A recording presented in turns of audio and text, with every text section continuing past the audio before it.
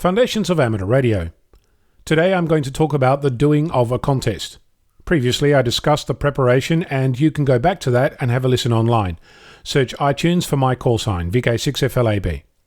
The contest I participated in was a 24-hour contest. It started at 2 p.m. local time on a Saturday and ran the whole 24 hours. If I was sitting in a shack, I might have, and in the past actually have, operated during most of that.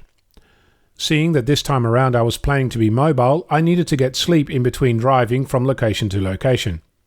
In my car, I have a suction cup stuck to the front windscreen, which holds the head of my radio. It's mostly within reach, but if I operate for a little while, extending my arm gets tiring. So if that's the case, I drop the steering wheel, push it forward, and modify my seat position. A better solution would be to find a better location, but I've not managed that yet.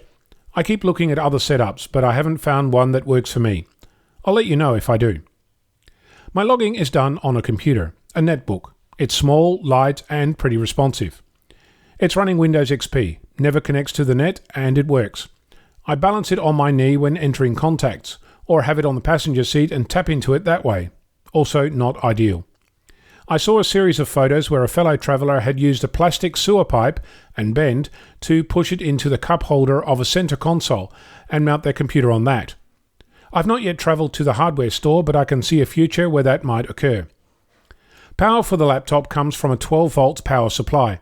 It's plugged into the cigarette lighter, set to the voltage of my computer and plugged in. It has a handy USB socket on the power supply that I use to keep my phone charged. That sits on another suction cup on the dashboard in a mount. It showed me where I was and where the boundaries of operation were.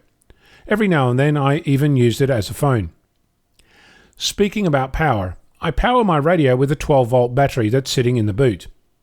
At night, finding the right keys to press is a challenge.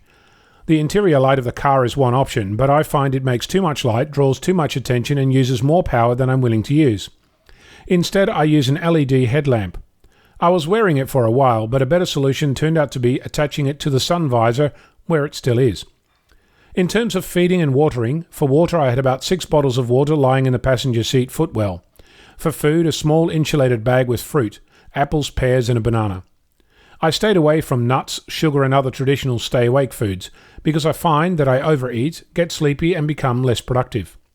In between locations, I'd turn the radio volume down, turn on some classical music, and let my mind relax a little. I drove about 300 kilometres during the 24 hours, operated from 2 p.m. until about 10 p.m.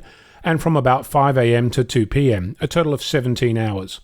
I managed to have a sausage roll for breakfast, not recommended, a few cups of coffee in the morning, keeping my eyes peeled for a coffee place at 5 a.m, finally paid off at 7 a.m. I wore comfortable shoes, a t-shirt and jeans. Next time I'll wear shorts or tracksuit pants. The belt really didn't work for me for that extended period of time sitting in a car. Next time I'll talk about operation during the contest. I'm Onno, VK6FLAB.